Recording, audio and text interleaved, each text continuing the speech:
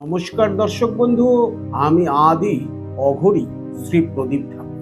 আমার হাতে আপনারা যেটা দেখতে পাচ্ছেন এটাকে বলছে ভোজপত্র বা ভোজপাতা।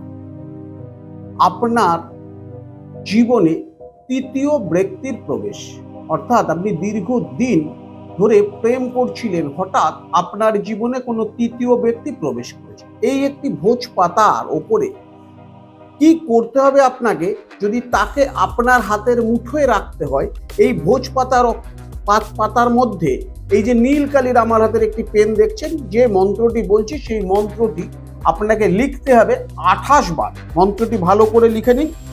ওং নম আদি পুরুষায় অমুকি আকর্ষণ কুরু কুরু সোহা। এই ভোজপাতার মধ্যে এই মন্ত্রটি 28 বার লিখে এই ভোজপত্রটি কোনো বট গাছের ডালে বেঁধে দিয়ে চলে আসবেন। ঠিক এইভাবে ভাঁজ করে ভোজপত্রটি গাছের ডালে এইভাবে বেঁধে দিয়ে চলে আসবেন।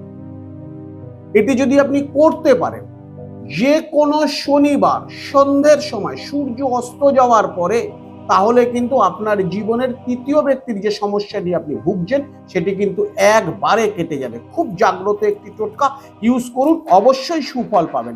সুস্থ থাকুন, ভালো থাকুন।